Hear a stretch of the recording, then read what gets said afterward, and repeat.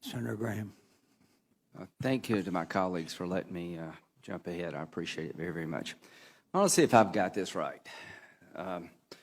We're going to train people inside of Syria to fight ISIL rather than training them outside of Syria. Equip them inside and train them inside, right? New strategy. Yes, that's where they are. Okay, so, you know, count me in for trying to help. Do we still want to replace Assad? Absolutely. I think Is that a goal of ours?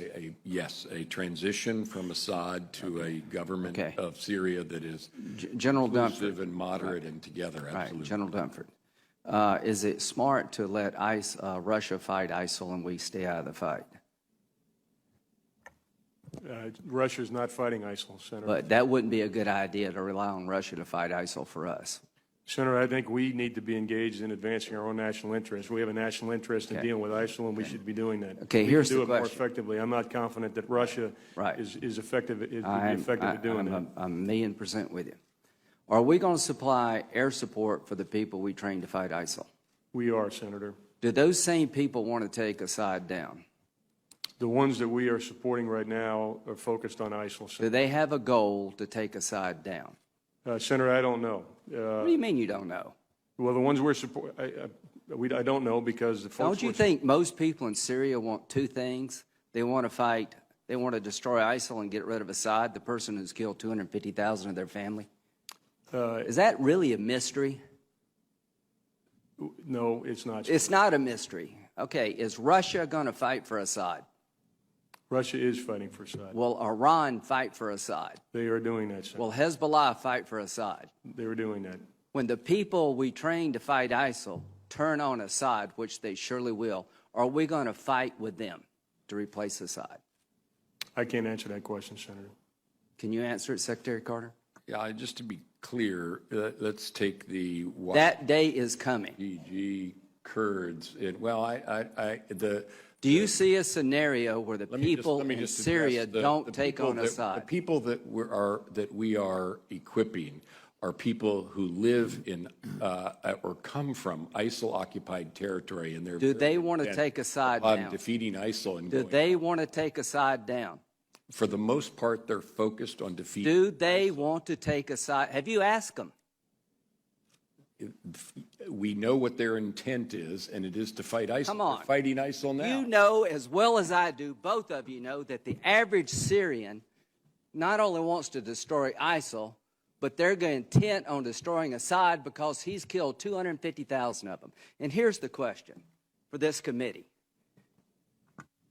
How do we leverage Assad leaving when Russia's going to fight for him, Iran's going to fight for him, Hezbollah's fight for him, and we're not going to do a damn thing to help people take him down?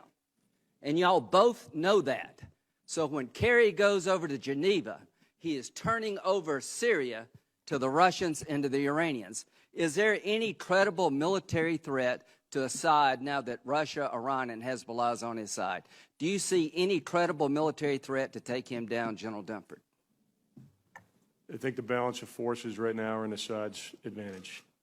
Not his advantage. He is secure as the day is long. So this is what's happened, folks. This strategy is completely falling apart. Russia, Iran, and Hezbollah are going to fight for their guy, and we're not going to do a damn thing to help the people who want to change Syria for the better by getting rid of the dictator in Damascus.